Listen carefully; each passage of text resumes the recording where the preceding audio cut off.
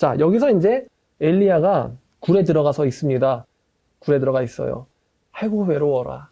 굴에 들어가 있는데 하나님께서 엘리야에게 말씀을 하십니다. 첫 번째, 이 엘리야와 하나님의 이 대화가 재밌어요. 그래서 제가 한번 이 대화를 봤습니다. 하나님의 첫 번째 질문이 이겁니다. 엘리야야, 네가 어째서 여기에 있느냐? 이렇게 물어보십니다. 하나님의 질문이 굉장히 심플하죠? 어째서 네가 여기에 있느냐? 근데 이 말이요, 정말 하나님이 엘리야 왜 왔을까 여기? 갑자기 나보러 왔니? 이런 의미는 아닙니다. 하나님의 어떤 메시지에는 깊이가 있어요. 자, 그러니까 엘리야가 대답을 합니다. 그가 대답하되 내가 만군의 하나님 여호와께 열심히 유별나오니 이는 이스라엘 자손이 주의 언약을 버리고 주의 제단을 헐며 칼로 주의 선자들을 죽였으며며 오직 나만 남았거늘 그들이 내 생명을 찾아 빼앗으려 하나이다. 이게 엘리야의 대답입니다. 약간 동문서답 같기도 하고요. 왜 여기 있니? 라고 물어봤을 때 제가요 주에 대한 열정이 유별나거든요. 이렇게 얘기를 하는데 이스라엘 백성들이요 주님의 언약을 버렸고요. 주님의 제단을 헐었고요. 주님의 선지자들을 그들이 죽였습니다. 그래서 나만 남았는데 이제 나만 남은 이 목숨마저도 그들이 가져가려고 합니다. 이게 엘리야의 말이에요. 근데 지금 엘리야가 하는 이 말을 하나님이 모를까요? 그들이 여호와를 배신했고 그들이 여호와의 제단을 헐었고 그들이 여호와의 선자들을 죽였고 이젠 나도 죽이려고 한다. 그래서 내가 여기까지 왔다. 이걸 좀 하나님이 모를까요? 엘리야가 무슨 말을 하고 싶은 걸까? 사실 엘리야가 하고 싶은 말은 이거예요. 난 당신 때문에 이렇게 됐습니다. 이 말이 하고 싶은 거예요, 사실은 엘리야는. 난 당신 때문에 이렇게 됐습니다. 내가요, 당신에 대한 열정이 유별나거든요. 그래서 이렇게 됐어요. 이런 일이 있었고요. 이제 걔네들이 나를 죽이려고 해서 내가 지금 여기까지 온 거예요. 내가 지금 당신 때문에 이렇게 됐습니다. 이 말 하고 싶은 거예요, 엘리야는. 여호와의 명령이 이겁니다. 너는 나가서 서라. 지금 굴에 있잖아요. 나가서 서봐라. 나가서 서라, 이게 여호와의 명령이었어요. 나가서 여호와 앞에 서라. 그랬더니 갑자기 산에서 강한 바람이 불고 바람 때문에 바위가 깨지고 바위가 깨질 정도의 바람이면은 바위가 깨지고 또 지진도 있었고 불도 일어납니다. 지진과 불이 나요. 그러나 그 바람 속에 여호와가 계시지 않았고 그 지진에도 여호와가 계시지 않았고 불에도 여호와가 계시지 않았어요. 마치 모세가 경험한 거랑 비슷합니다. 좀 뭐지? 하고 불이 붙는데 왜 나무는 안 타는 걸까? 모세가 이렇게 느꼈는데 엘리야가 그래서 어떤 심정이었을까? 마치 모세와 비슷한 심정일 수도 있어요. 아마 엘리야가요 여기 지금 왜 여호와가 그 불 가운데 계시지 않았다라는 말을 할까? 하나님이 왜 이런 광경을 엘리야에게 보여주신 걸까?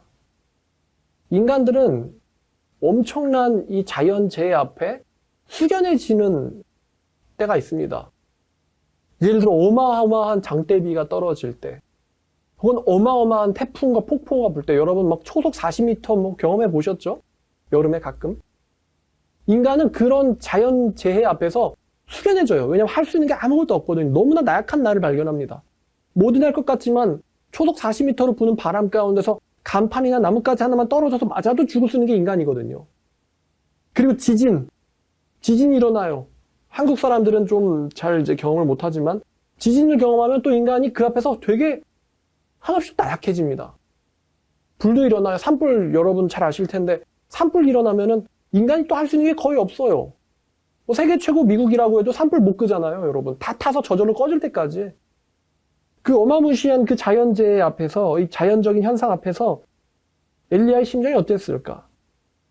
나는 지금 너무 무력해가지고 여기까지 도망왔는데 갑자기 하나님이 엘리야에게 뭔가를 보여주시는 거예요. 그래서 엘리야가 아마 무서웠을 거예요. 굴러기에 섭니다. 그랬는데 똑같은 대화가 다시 한번 반복됩니다. 네가 어찌하여 여기에 있느냐? 이 두 번째 질문은요, 좀 달라요. 첫 번째 질문에 있어서 엘리야가 여호와께서 너 왜 여기 있니? 라고 물어본 거에 대한 대답이라면요, 두 번째 어떤 현상을 보여주시고 여호와께서 너 왜 여기 있니? 라는 건요, 어떤 의미냐? 네가 어찌하여 여기 있느냐라는 것은 너에게 아직 할 일이 있다는 거예요. 너에게 아직 사명과 할 일이 남아있다. 엘리야가 기도했잖아요. 내 생명 가져가라고. 나 충분하다고. 근데 하나님이 충분하면 데려갔겠죠? 너 아직 할 일이 있다. 이거예요. 이 말을 돌려가지고 네가 어찌하여 여기에 있느냐. 여기는 네가 있어야 될 곳이 아니다. 넌 지금 아직 하나님에게로 와야 될 때가 아니야. 넌 지금 이스라엘로 다시 돌아가야 돼. 엘리야가 똑같은 대답을 합니다. 내가요, 하나님에 대한 열정이 유별납니다. 이스라엘 백성들이 주님의 언약을 버렸고요. 이스라엘 백성들이 주님의 제단을 헐었고요. 이스라엘 백성들이 주님의 선지자들을 죽였습니다. 이제 나만 남았는데요. 그 이스라엘 백성들이 이젠 내 생명을 찾고 있습니다. 똑같은 대답을 합니다. 근데 아마 이 두 번째 대답의 뉘앙스는 첫 번째에 엘리야가 봤던 이 자연 현상을 겪기 이전에는 이전과는 좀 달랐을 거예요. 이번엔 세 번째 대사가 나가서 서라가 아니라 하나님의 말씀이 이럽니다.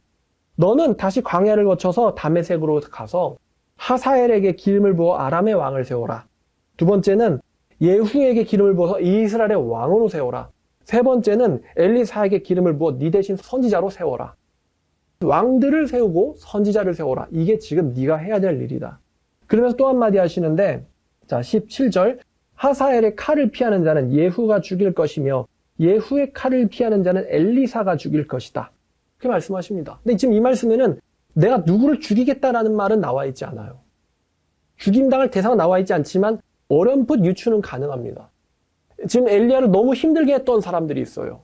이 아합 가문이죠. 아합과 이세벨 가문. 아합과 이세벨 가문. 내가 누구를 죽이겠다라고 말씀 안 하시지만 네가 할 일은 그들을 세울 것이니 그들이 너의 원수들을 죽일 것이다. 첫 번째 사람을 피한 다음 두 번째 사람의 칼을 피한 다음 세 번째 사람이 죽을 것이다. 다시 엘리야의 마음이 힘을 얻습니다. 하나님의 힘은 전혀 나약하지 않구나.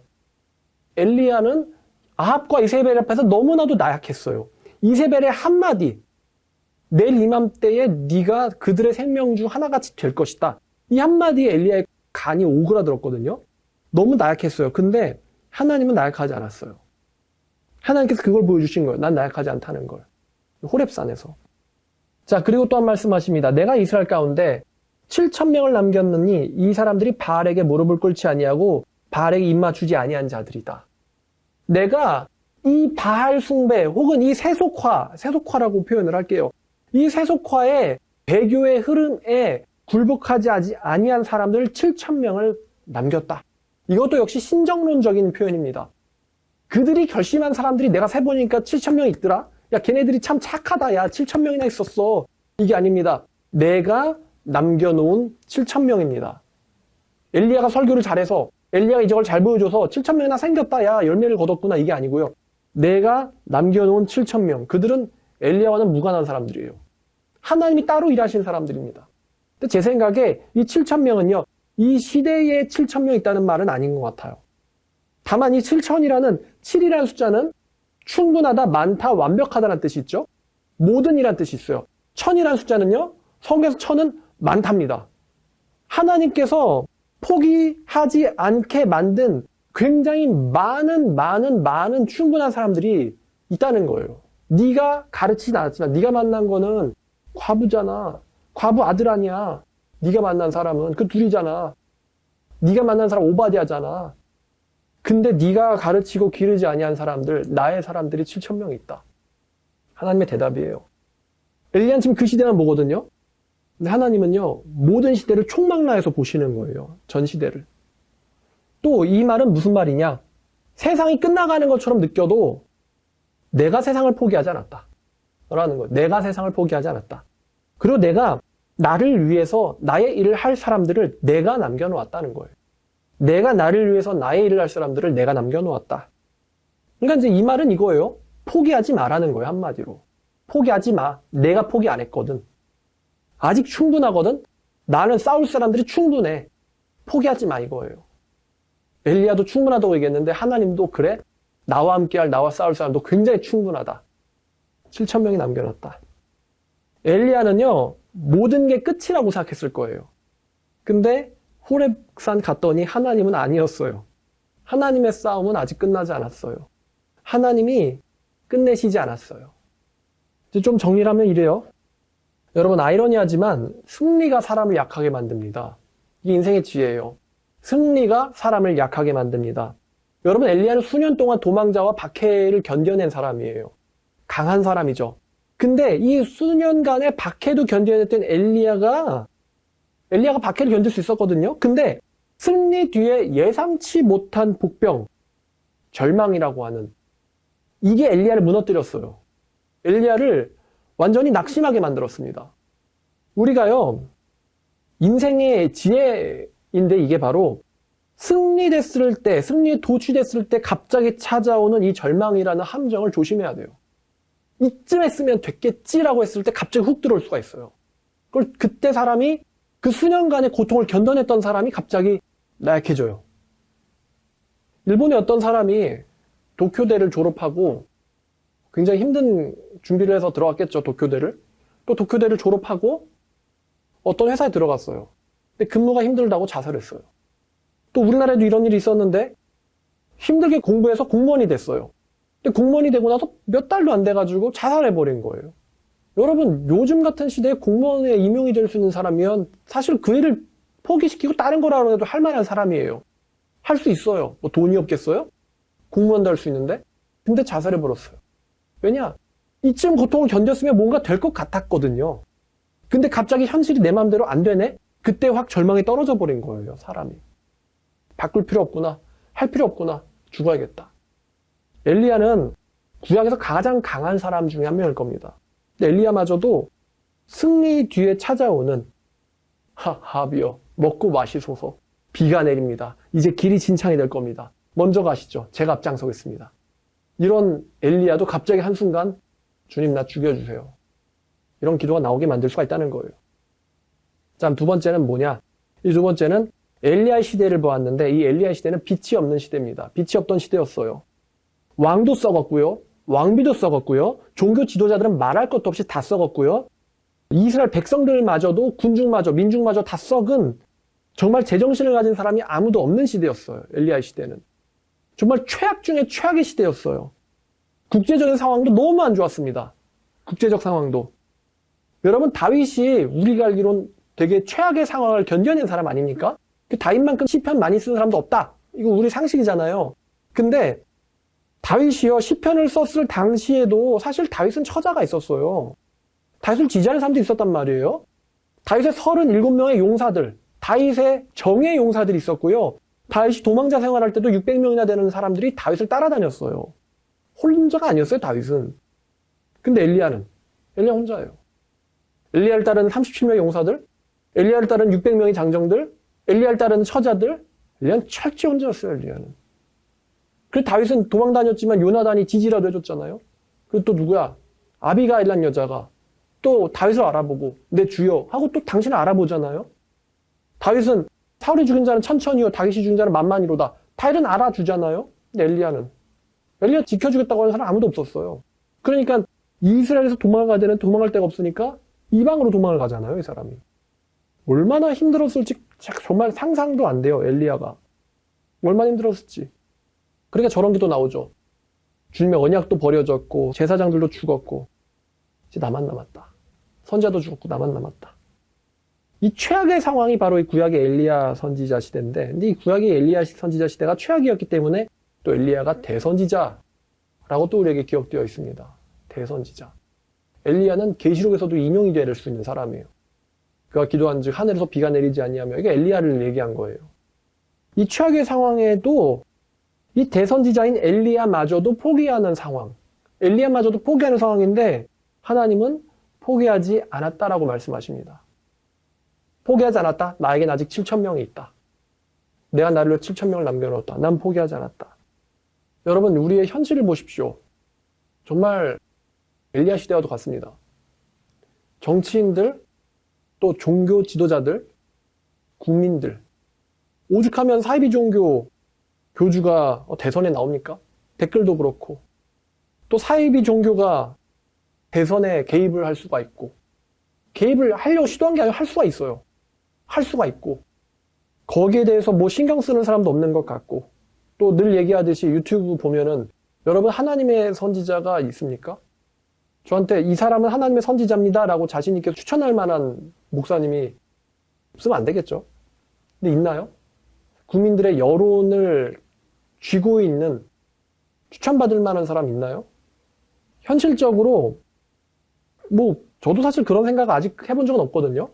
무의식 중에 들었을지는 모르겠지만 야 이거 목회 너무 힘들다 포기하고 싶다. 목회 넘어서 이제 선지자적인 사명 힘들다 포기하고 싶다. 제가 뭐 예를 들어서 뭐 지금 요즘에 박진영 씨라는 사람이 또 뭐 새로운 걸 했단 말이에요. 딱 봐도 이게 진리는 아니에요. 그분 초대한 교회도 잘 보니까 건강한 교회는 아닌 것 같아요. 킹제임스 성경 본다고 그러고. 근데 제가 논리적으로 성경적으로 따다다다 비판을 해요. 그럼 사람들이 그걸 알아주나요? 어떻게 자기가 하나님의 진리를 깨달았다면서 그 진리라는 게 성경책을 찢어서 없애야지. 바울이 말한 것만 중요하고 다른 성경은 안 봐도 돼. 그게 내가 깨달은 진리야, 진리. 내가 깨달은 게 성경과 안 맞는 것 같지? 안 맞는 부분을 읽지 마. 바울이 쓴 것만 보면 돼. 이렇게 가르치는 선지자나 예수님 그렇게 말한 적 있어요? 예수님이 야 구약 성경에 내 말이 안 맞는 것 같지? 그 구약 성경 찢어버리고 내가 말한 게 신약이거든? 예수님 그렇게 말한 적 없죠? 구약에 기록되었을 때 율법이 너에게 뭐라고 말하더냐? 너희가 율법을 알지 못하느냐? 예수님 구약 성경 그대로 인용합니다. 왜냐하면 자기의 진리는 성경 전체에서 진리거든요. 사도 바울이 야 구약 성경이랑 딴 사도들 성경은 읽지 말고 내 것만 읽어봐라 이렇게 말합니까? 그렇게 말 안 한단 말입니다. 하나님이 아브라함에게 하신 말씀, 뭐 엘리야에게 하신 말씀이 무엇이냐? 주께서 뭐라고 말씀하셨느냐? 근데 제가 깨달았다면서 뭐 성경 제가 지금 뭐 박진영 씨를 비판하자고 하는 게 아니에요. 현실은 비진리를 말하는 사람들이 굉장히 인기가 많다는 거예요. 다들 그를 따라간다는 거예요. 거기에 대해서 조목조목 논리적으로 성경적으로 반박을 해봤자 이게 먹히지 않는 시대란 말이에요. 지금은. 인기가 있는 사람, 위선을 떠는 사람, 허세 부리는 사람, 잘난 척하는 사람, 교만한 사람이 성경을 가지고 진리를 조목조목 얘기하는 사람보다 더 인기 있는 시대란 말이에요. 지금이. 힘 있다는 사람들이 그 사람들 아부를 떨고 있단 말이에요. 진리를 말하면 뭐예요? 알아듣는 사람이 없는데.